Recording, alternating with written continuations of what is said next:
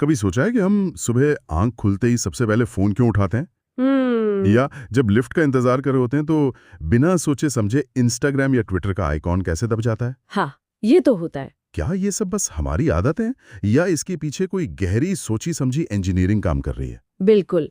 और आज हम इसी पर बात करेंगे। आज हम एक जासूस की तरह सोचेंगे।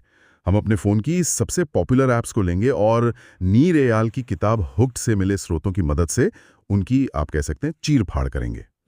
ये समझने की कोशिश करेंगे कि ये ऐप्स हमें अपनी उंगलियों पर कैसे नचाती हैं। सही। और इस जासूसी में हमारा मुख्य हथियार होगा हुक मॉडल। जी। ये एक तरह का फ्रेमवर्क है जो बताता है कि कैसे टेक्नोलॉजी प्रोडक्ट्स हमें आदतों के एक लूप में फंसा लेते हैं। एक लूप में? हाँ, ये कोई इत्तेफाक नहीं है, बल्कि एक बहुत सोची समझी साइकोलॉजिकल डिजाइन का नतीजा है। आज हम इसी डिजाइन के हर पुर्जे को खोलकर देखेंगे। ठीक है, तो चलिए इस हुक मॉडल के रहस्य से पर्दा उठाते हैं और समझते हैं कि ये हमारे दिमाग पर कब्जा कैसे करता है।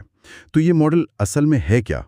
इसके मुख्य हिस्से क्या हैं? तो ये एक, आप कह सकते हैं कि एक 4 स्टेप का साइकिल है। 4 स्टेप का साइकिल? हाँ, एक ऐसा चक्कर जो बार बार घूमता है और हमारी आदतें पक्की करता जाता है। अच्छा। पहला स्टेप है ट्रिगर, यानी वो इशारा जो हमें कुछ करने के लिए उकसाता है। ठीक है, ट्रिगर। दूसरा है एक्शन, वो आसान सा काम जो हम करते हैं, जैसे एक क्लिक या एक स्वाइप।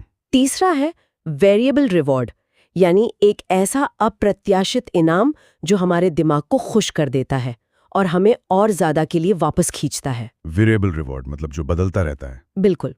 और चौथा और सबसे चालाक स्टेप है इन्वेस्टमेंट। इन्वेस्टमेंट? हाँ, जहां हम उस प्रोडक्ट में थोड़ा सा काम या डेटा डालते हैं जो अगले ट्रिगर को लोड कर देता है और इस साइकिल को दोबारा शुरू कर देता है। Trigger, action, reward, investment. सुनने में तो एक फॉर्मूला जैसा लग रहा है। स्रोत में इसे समझाने के लिए बारबारा नाम की एक महिला का उदाहरण दिया गया है ना? हाँ, और वो उदाहरण इस साइकिल को एकदम साफ कर देता है। बारबारा अपनी एक दोस्त की कुछ तस्वीरें फेसबुक पर देखती है। अच्छा। जो उसे किसी ग्रामीण इलाके की लग रही हैं। ये हुआ बाहरी ट्रिगर। एक नोटिफिकेशन या फीड में आई हुई पोस्ट। सही।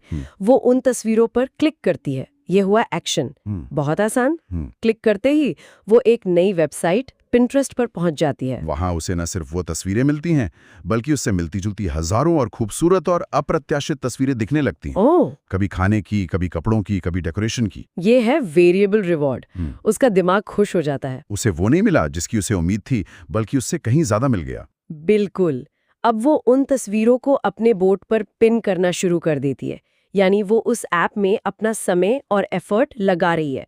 ये है इन्वेस्टमेंट। अच्छा, और ये इन्वेस्टमेंट भविष्य में उसे वापस बुलाएगा? हाँ, क्योंकि ये भविष्य में पिंटरेस्ट को बाबरा के लिए और पर्सनलाइज्ड बना देगा और उसे वापस आने के लिए नए ट्रिगर भेजेगा। अच्छा, तो इस पूरे खेल की शुरुआत होती है ट्रिगर से, मतलब वो पहली घंटी जो हमें ऐप की तरफ खींचती है। ये होती क्या है असल में? देखिए, ट्रिगर 2 तरह के होते हैं, बाहरी और आंतरिक। बाहरी तो शायद वही हुए नोटिफिकेशंस, ईमेल। हाँ, आप सही हैं। ईमेल, ऐप का आइकॉन, विज्ञापन या किसी दोस्त का भेजा हुआ लिंक, ये सब बाहरी ट्रिगर है। ये हमें बताते हैं कि अब ये करो।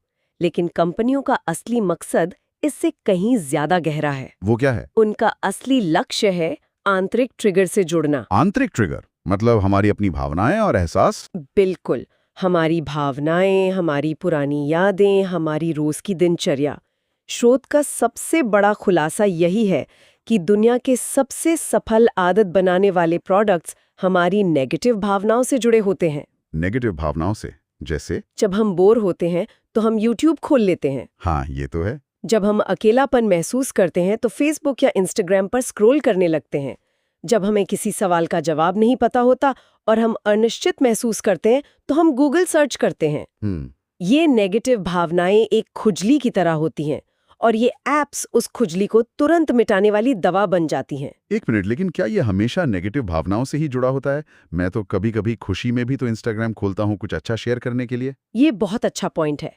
खुशी भी एक ट्रिगर हो सकती है, लेकिन शोध बताता है कि नेगेटिव भावनाएं कहीं ज्यादा भरोसेमंद और बार बार आने वाले ट्रिगर होते हैं। ज्यादा भरोसेमंद? हाँ, खुशी तो आती जाती रहती है, पर बोरियत, अकेलापन, ये भावनाएं हमारी जिंदगी में लगभग हमेशा मौजूद रहती हैं। कंपनियों के लिए ये एक ऐसा कुआं है जिसमें पानी कभी नहीं सूखता। वाह। इसी को समझने के लिए वो 5 वाइज मेथड जैसी तकनीकों का इस्तेमाल करते हैं। वो बार बार क्यों पूछते हैं, ताकि वो असली इमोशनल जरूरत तक पहुंच सकें। अच्छा, इसका कोई उदाहरण है? जैसे कोई ईमेल क्यों चेक करता है? काम के लिए। काम क्यों करता है? प्रोडक्टिव महसूस करने के लिए। क्यों? क्योंकि वो अनिश्चितता और कंट्रोल खोने के डर से बचना चाहता है। तो असली ट्रिगर काम नहीं, बल्कि अनिश्चितता का डर है। मतलब इंस्टाग्राम का असली ट्रिगर फोटो शेयर करना नहीं, बल्कि किसी खास पल को खो देने का डर या लूप से बाहर रह जाने का डर, यानी फोमो है। बिल्कुल। तो ये ट्रिगर एक खुजली की तरह है। सही। लेकिन अगर उस खुजली को मिटाने में बहुत मेहनत लगे तो हम उसे नजरअंदाज कर देंगे। यहीं पर दूसरा स्टेप यानी एक्शन एक हीरो की तरह एंट्री लेता है। और कंपनियों ने इसे आसान बनाने को एक आर्ट बना दिया है। हाँ स्रोत में डॉक्टर बीजे फॉक के B=MAT मॉडल का जिक्र है। जी। यानी कोई भी व्यवहार बिहेवियर होने के लिए 3 चीजें एक साथ चाहिए: मोटिवेशन, एबिलिटी और ट्रिगर। B=MAT। हाँ। लेकिन मुझे हमेशा लगता था कि कंपनियां हमें मोटिवेट करने पर सबसे ज्यादा ध्यान देती होंगे। और नीर अयाल के स्रोत का सबसे बड़ा आहा मोमेंट यही है। कंपनियां हमें मोटिवेट करने की कोशिश में उतना इन्वेस्ट नहीं करती जितना कि एक्शन को आसान बनाने में करती हैं। मतलब एबिलिटी वाले हिस्से पर ज्यादा ध्यान देती है। हाँ, उसे बढ़ाने पर। यह हमारे आलस को ही हथियार बनाने जैसा है। एक्शन जितना आसान होगा, हमें उसे करने के लिए उतने ही कम मोटिवेशन की जरूरत पड़ेगी। इसका कोई अच्छा सा उदाहरण है? मतलब टेक्नोलॉजी में ये कैसे हुआ? ऑनलाइन कंटेंट बनाने का उदाहरण सबसे बेहतरीन है। 20 साल पहले अगर आपको अपने विचार दुनिया से शेयर करने थे तो आपको वेबसाइट बनानी पड़ती थी, जिसमें कोडिंग और बहुत मेहनत लगती थी। सही कहा। एक्शन बहुत मुश्किल था। फिर ब्लॉगर और वर्डप्रेस आए जिन्होंने इसे आसान बनाया। आपको बस लिखना था। एक्शन थोड़ा आसान हुआ। फिर आया ट्विटर। उसने कहा पूरा ब्लॉग लिखने की जरूरत नहीं, बस 140 कैरेक्टर लिख दो। एक्शन और भी ज्यादा आसान हो गया। और फिर इंस्टाग्राम और पिंटरेस्ट आए जिन्होंने कहा कुछ लिखने की भी जरूरत नहीं, बस एक फोटो खींचो और अपलोड कर दो। एक्शन इतना आसान हो गया कि अब कोई भी कर सकता है। बिल्कुल। हर कदम पर एक्शन को आसान बनाकर उन्होंने करोड़ों लोगों को कंटेंट क्रिएटर बना दिया। ये तो कमाल है। मुझे अब समझ आ रहा है कि जब भी मैं कोई फ्लाइट टिकट बुक करता हूँ और वेबसाइट चिल्लाती है only 2 seats left at this price, तो वो मेरी जरूरत नहीं बल्कि मेरे दिमाग के एक शॉर्टकट का फायदा उठा रही है। ये भी तो एक्शन को आसान बनाने का ही एक तरीका है ना? बिल्कुल। आपने दिमाग के एक बहुत जरूरी पहलू को पकड़ लिया, जिसे हम ह्यूरिस्टिक्स या मानसिक शॉर्टकट कहते हैं। ह्यूरिस्टिक्स। हाँ, आपका उदाहरण स्कार्सिटी इफेक्ट यानी कमी के प्रभाव का है। जब हमें लगता है कि कोई चीज खत्म होने वाली है तो हमारा दिमाग उसे ज्यादा कीमती मानने लगता है और हम तुरंत एक्शन ले लेते हैं। हाँ, सोचने का लंबा प्रोसेस छोड़कर। Amazon का ओनली 1 लेफ्ट इन स्टॉक इसी का इस्तेमाल करता है। और वो वाइन वाला उदाहरण भी था, द फ्रेमिंग इफेक्ट। मतलब किसी चीज को पेश करने का तरीका ही उसकी वैल्यू बदल देता है। हाँ, एक ही वाइन को जब $10 का बताकर परोसा गया तो लोगों ने उसे ठीक ठाक बताया, लेकिन जब उसी वाइन को $90 का बताकर परोसा गया तो लोगों के दिमाग के प्लेजर सेंटर्स ज्यादा एक्टिव हो गए और उन्हें वो वाइन सच में ज्यादा स्वादिष्ट लगी। हाँ, और एक बहुत चालाकी से इस्तेमाल होने वाला ह्यूरिस्टिक है द एंडाउड प्रोग्रेस इफेक्ट। मैं ईमानदारी से कहूंगा, मेरा लिंक्डइन प्रोफाइल शायद सालों से इंटरमीडिएट पर अटका हुआ है। वो प्रोग्रेस बार मुझे हर बार दोषी महसूस कराता है। हाँ, अब पता चला कि ये सोचा समझा डिजाइन है। बिल्कुल। और यही एंडाउड प्रोग्रेस का जादू है। जब कोई नया अकाउंट बनाता है तो लिंक्डइन का प्रोफाइल स्ट्रेंथ बार कभी भी 0 से शुरू नहीं होता। हाँ, वो पहले से थोड़ा भरा हुआ दिखता है। सही। वो आपको ये महसूस नहीं होने देते कि आप 0 से शुरू कर रहे हैं। वो आपको बताते हैं आप तो पहले से ही 30% रास्ते पर हैं। और हमारा दिमाग उस अधूरे काम को पूरा करने के लिए बेचैन हो जाता है। एकदम। ये हमें प्रोफाइल पूरा करने के लिए एक्शन लेने पर मजबूर करता है। ठीक है, तो ट्रिगर ने खुजली पैदा की और आसान एक्शन ने हमें उसे मिटाने का मौका दिया। अब आता है तीसरा और शायद सबसे मजेदार हिस्सा, वेरिएबल रिवॉर्ड। इनाम तो ठीक है, पर ये वेरिएबल यानी अप्रत्याशित क्यों होना चाहिए? क्योंकि हमारा दिमाग प्रेडिक्टेबिलिटी से मतलब एक जैसी चीजों से बहुत जल्दी बोर हो जाता है। अच्छा। अगर आपको पता हो कि हर बार बटन दबाने पर आपको ठीक एक ही कैंडी मिलेगी तो कुछ समय बाद आपका उत्साह खत्म हो जाएगा। लेकिन अगर आपको ये ना पता हो कि बटन दबाने पर क्या मिलेगा, कभी 1 कैंडी कभी 10 और कभी कुछ भी नहीं, तो आपका दिमाग डोपामाइन रिलीज करता है, जो एंटिसिपेशन यानी उम्मीद का न्यूरोट्रांसमीटर है। ये तो स्लॉट मशीन वाला सिद्धांत हो गया। बिल्कुल। सोशल मीडिया फीड को स्क्रॉल करना असल में एक स्लॉट मशीन का हैंडल खींचने जैसा है। आपको नहीं पता कि अगले स्वाइप पर आपको किसी दोस्त की शादी की फोटो दिखेगी, कोई मजेदार मीम दिखेगा या कोई बोरिंग विज्ञापन। और यही अनिश्चितता हमें स्क्रॉल करते रहने पर मजबूर करती है। सही, मतलब ये रिवॉर्ड की नहीं बल्कि रिवॉर्ड की तलाश की लत है। वाह। तो ये रिवॉर्ड्स कितने तरह के होते हैं? स्रोत में 3 तरह के वेरिएबल रिवॉर्ड्स का जिक्र है। पहला है रिवॉर्ड्स ऑफ द ट्राइब यानी सामाजिक इनाम। Likes, comments, shares. हाँ, ये हमें दूसरों से जुड़ा हुआ, स्वीकृत और महत्वपूर्ण महसूस कराते हैं। दूसरा है रिवॉर्ड्स ऑफ द हंट यानी संसाधनों की तलाश, जैसे ट्विटर या न्यूज़ फीड पर जानकारी की तलाश। बिल्कुल, या पिंटरेस्ट पर सुंदर तस्वीरों की तलाश। और तीसरा है रिवॉर्ड्स ऑफ द सेल्फ यानी आत्मसंतुष्टि और महारत का इनाम, जैसे किसी वीडियो गेम में एक मुश्किल लेवल पार करना या इनबॉक्स 0 तक पहुंचना। सफल प्रोडक्ट्स इन तीनों में से किसी एक या ज्यादा का इस्तेमाल करते हैं। और फिर आता है चौथा स्टेप, इन्वेस्टमेंट। ये मुझे हमेशा थोड़ा कंफ्यूजिंग लगा है। ये रिवॉर्ड के बाद क्यों आता है? क्योंकि ये इन्वेस्टमेंट ही इस पूरे हुक मॉडल का सबसे चालाक कदम है। ये वो काम है जो उपयोगकर्ता रिवॉर्ड मिलने के बाद करता है और जो भविष्य के अनुभव को बेहतर बनाता है।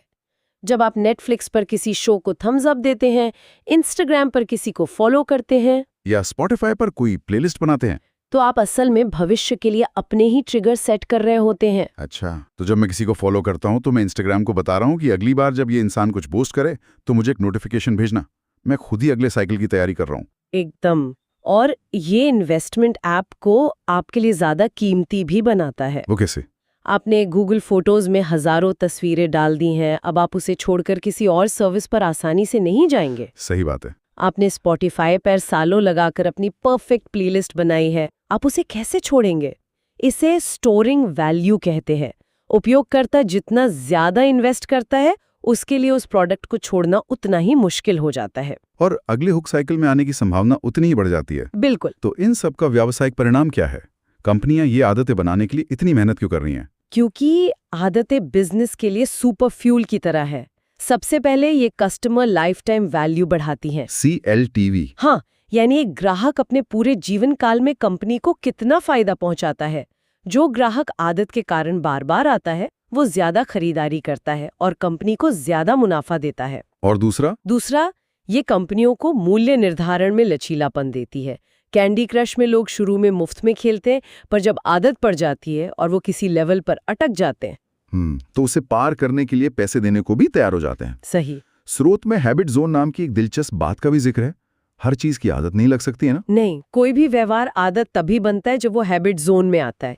इसे 2 चीजों से मापा जाता है, फ्रीक्वेंसी, वो काम कितनी बार होता है, और परसीव्ड यूटिलिटी, वो कितना उपयोगी लगता है। अच्छा, तो गूगल सर्च एक ऐसा उदाहरण है जिसकी फ्रीक्वेंसी बहुत ज्यादा है। हम दिन में कई बार कुछ न कुछ खोजते हैं। वही दूसरी ओर Amazon पर खरीदारी हम शायद रोज नहीं करते, लेकिन इसकी परसीव्ड यूटिलिटी बहुत ज्यादा है। हमें जब भी कुछ खरीदना होता है तो Amazon हमारे दिमाग में सबसे पहले आता है। तो जो प्रोडक्ट्स इन दोनों में से किसी एक एक्सेस पर बहुत ऊंचे होते हैं, वो आदत बन जाते हैं। बिल्कुल। और वो विटामिन बनाम पेन किलर वाली बहस भी है। निवेशक हमेशा पेन किलर की तलाश में रहते हैं। हाँ, निवेशक उन प्रोडक्ट्स में पैसा लगाना चाहते हैं जो किसी की बहुत बड़ी और जरूरी समस्या का समाधान करें, यानी पेन किलर हो। और विटामिन वो प्रोडक्ट्स होते हैं जो नाइस टू हैव हैं। सही हो तो अच्छा है, ना हो तो भी काम चल जाएगा। लेकिन क्या ये कहना सही है कि इंस्टाग्राम एक पेन किलर है? उसके बिना भी तो जिंदगी चल सकती है। हाँ, पहले तो चली रही थी। शुरू में जरूर चल सकती थी, तब वो एक विटामिन था। लेकिन हुक मॉडल का कमाल ही यही है। वो क्या? जब कोई चीज आपकी आदत बन जाती है तो उसे इस्तेमाल न करना एक दर्द बन जाता है। बोरियत का दर्द, अकेलेपन का दर्द या फोमो का दर्द। और तब ऐप उस दर्द की दवा यानी पेन किलर बन जाता है। एक बार आदत बन जाने पर विटामिन खुद को पेन किलर में बदल लेता है। तो संक्षेप में, जिन ऐप्स और तकनीकों से हम हुक्ड हैं, वे कोई संयोग नहीं है। बिल्कुल नहीं। वे एक सोची समझी इंजीनियरिंग का नतीजा है। एक ऐसा चक्रव्यूह जिसे ट्रिगर, एक्शन, वेरिएबल रिवॉर्ड और इन्वेस्टमेंट से बुना गया है, और जो हमें बार बार अपनी ओर खींचता है। और इस चक्रव्यूह को समझना एक नई सुपर पावर की तरह है। स्रोत में एक बहुत दमदार लाइन है, अगर इसका इस्तेमाल बुराई के लिए नहीं किया जा सकता तो ये सुपर पावर नहीं है। अच्छा। हुक मॉडल का इस्तेमाल लोगों को एक्सरसाइज करने, भाषा सीखने या पैसे बचाने जैसी अच्छी आदतें डालने के लिए भी किया जा सकता है। लेकिन इसका उल्टा भी हो सकता है। हाँ, इसका इस्तेमाल लोगों का समय और ध्यान खींचने और उन्हें आदी बनाने के लिए भी हो सकता है। इससे एक बहुत बड़ा सवाल उठता है। और वो सवाल हम अपने श्रोता के लिए छोड़ जाते हैं। अब जब हम जानते हैं कि ये प्रोडक्ट्स हमें कैसे बांधते हैं, इस जादू के पीछे का राज हमें पता है, तो एक उपयोगकर्ता के रूप में हमारी क्या जिम्मेदारी है कि हम अपने ध्यान और समय को कैसे नियंत्रित करें, और इन शक्तिशाली मॉडल्स को बनाने वालों की क्या नैतिक जिम्मेदारी है।